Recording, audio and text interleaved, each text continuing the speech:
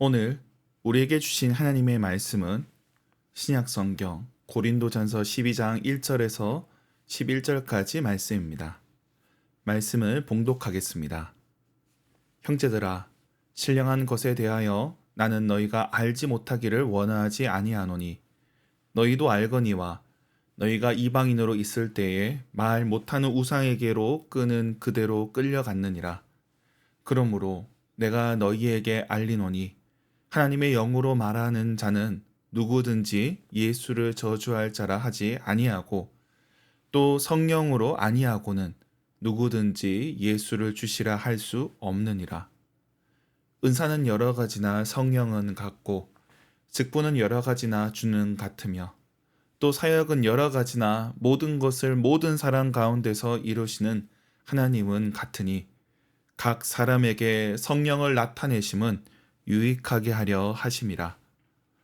어떤 사람에게는 성령으로 말미암아 지혜의 말씀을, 어떤 사람에게는 같은 성령을 따라 지식의 말씀을, 다른 사람에게는 같은 성령으로 믿음을, 어떤 사람에게는 한 성령으로 병 고치는 은사를, 어떤 사람에게는 능력 행함을, 어떤 사람에게는 예언함을, 어떤 사람에게는 영들 분별함을, 다른 사람에게는 각종 방언 말함을, 어떤 사람에게는 방언들 통역함을 주시나니 이 모든 일은 같은 한 성령이 행하사 그의 뜻대로 각 사람에게 나누어 주시는 것이니라.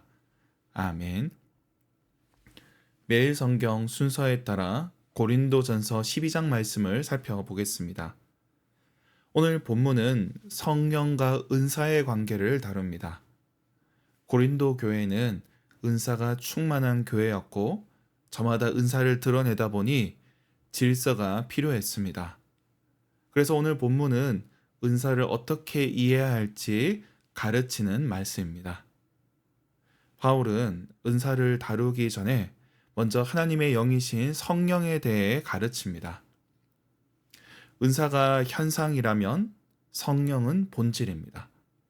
겉으로 드러난 은사를 다루기 전에 우리 안에 영적인 질서를 다룹니다.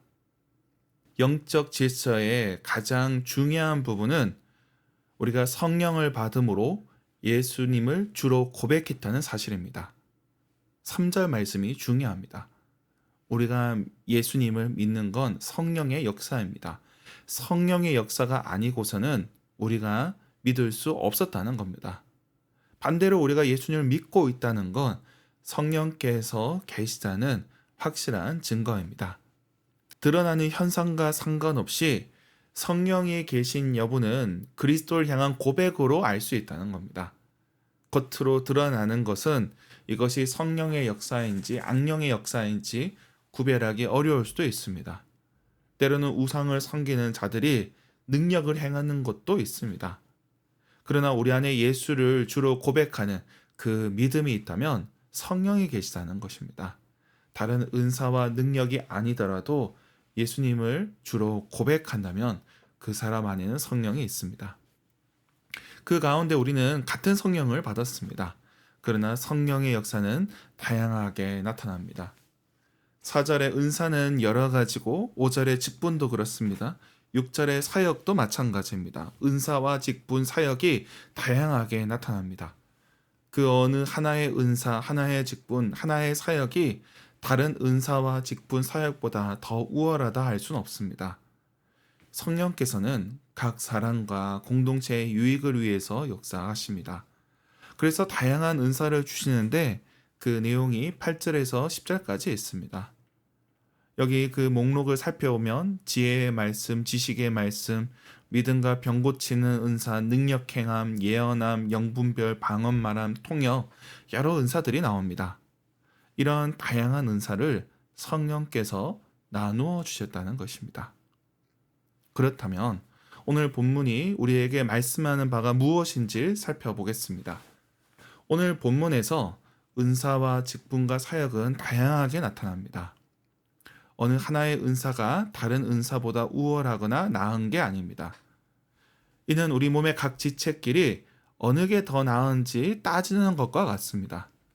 각 사람의 몸과 그 몸의 지체는 한 사람의 정신으로 움직입니다. 그러니 굳이 우위를 나눌 필요가 없습니다. 마찬가지로 교회는 다양한 은사와 사역을 이루어가고 그리고 각자는 성령의 인도함을 받고 있습니다. 그렇게 주님의 뜻을 이루어가고 있다는 것입니다. 그렇기 때문에 우리 안의 은사와 사역에 대해서 비교할 필요가 없다는 것입니다. 또한 본문을 통해서 우리는 은사와 사역이 다양하다는 것을 기억해야 합니다. 오늘 본문에 나타난 은사 목록이 전부가 아닙니다. 교회를 유익하게 하는 은사는 다양합니다. 교회의 상황에 따라 하나님께서 허락해 주십니다. 이 점을 기억해야 합니다. 또한 은사는 개인의 능력처럼 여겨서도 안 됩니다. 우리는 은사를 자칫 스펙처럼 생각합니다. 무슨 운전면허나 토익 점수 같은 자격증이나 나만의 기술처럼 생각을 합니다. 그러나 내가 가진 능력으로 여긴다면 은사를 오해한 것입니다. 은사는 하나님의 영으로 말미암아 섬기도록 주신 것입니다. 그러므로 은사는 나의 것이 아니라 공동체를 위한 것입니다. 그러므로 은사를 활용함에 있어서 나의 주장보다 공동체의 필요를 살펴봐야 합니다. 내가 은사를 통해 어떤 일을 하는 게 아무리 대단해 보여도 공동체의 유익이 없으면 의미가 없습니다. 반대로 내가 보기엔 아무리 작은 일이라도 공동체를 세우는 일이라면 이 또한 성령께서 하시는 일입니다. 이 점을 기억해야 됩니다. 이처럼 성령께서는 각 사람에게 은사를 나누어 주셨습니다. 그리고 그 은사에 따라 직분을 주시고 사역을 감당케 하십니다. 이 점을 기억해야 합니다. 이는 교회도 마찬가지입니다. 우리는 독립적인 교회지만 그러나 주님의 몸된 교회를 함께 이루고 있습니다. 각 교회들이 함께 주님의 몸을 이루어가고 있는 것입니다. 또한 교회 또한 은사를 가지고 주신 사명대로 행하고 있습니다. 모든 교회가 모든 사역을 다 할 수는 없습니다. 그러나 주어진 사역을 감당하는 것, 이것은 성령의 인도하심을 받는 것이고 또 하나님의 뜻입니다. 그렇게 하나님께서는 크고 작은 교회들을 사용하십니다. 이를 기억해야 합니다. 말씀을 맺겠습니다. 하나님께서는 우리에게 성령을 보내주셨습니다. 그리고 성령께서 우리에게 은사를 주셨습니다. 오늘 하루 우리에게 주신 은사대로 사역을 감당하며 공동체를 세워가길 축원합니다. 기도하겠습니다. 하나님 아버지, 우리에게 성령을 선물로 주시고 예수님을 주로 고백할 수 있게 하시니 감사합니다. 우리에게 주신 성령을 소멸치 않으며 주신 은사대로 공동체를 섬기며 주님을 위해 애쓰고 수고하는 주님의 일꾼들 되게 하여 주시옵소서. 이 땅에 수많은 교회들을 세워주신 것을 감사합니다. 주님, 각각의 교회들이 경쟁하는 관계가 아니라 함께 동역하며 주님 나라를 세워가는 그런 동역자들이 되게 하여 주시옵소서. 우리에게 주신 사명을 놓고 기도합니다. 캠퍼스와 이 지역을 우리에게 맡겨주신 줄 믿습니다. 함께 이 사명을 감당해 나갈 때에 주님께서 동역자들을 허락하여 주시고 우리가 성령의 인도하심을 따라 이 사명 충성되이 감당하게 하여 주시옵소서. 세계와 열방을 위해서 기도합니다. 주님께서 각 나라 가운데 역사하여 주시고 주님의 몸된 교회들이 함께 연합하며 주님의 뜻을 이루어가게 하여 주시옵소서. 각 처소에서 기도하는 이들 또 은사자들을 주님께서 붙잡아 주시고 저들이 성령의 인도함을 따라 주님의 뜻대로 구하게 하여 주시옵소서. 이를 위해 상주 수련장과 또 선교센터를 허락하여 주신 줄 믿습니다. 선교센터와 상주 수련장에서 기도할 때마다 역사가 나타나게 하여 주시옵소서. 우리 가운데 연약한 지체들을 위해서 기도합니다. 주님께서 함께하사 병상에 있는 자들을 일으켜 세워주시고 경제적으로 어려움 당한 자들에게 필요한 것들을 공급하여 주시옵소서. 실망하고 낙심한 자들에게는 주님 위로하여 주시고 간절히 기다리는 자들에게는 주님 응답하여 주시옵소서. 오늘도 각자의 일터에서 가정에서 학교에서 애쓰고 수고하는 이들이 있습니다.